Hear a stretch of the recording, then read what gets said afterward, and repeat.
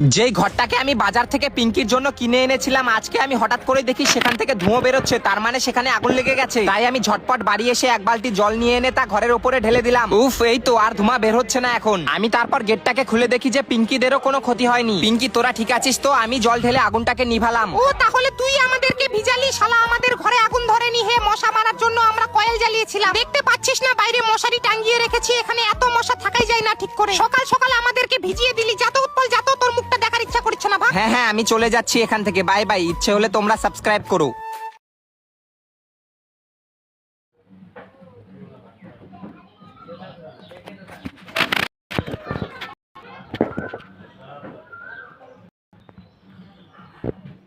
एक तो क्या मैं और टेके तो ये नहीं ना मतलब टेकिंग कर रही है जो सुन लिया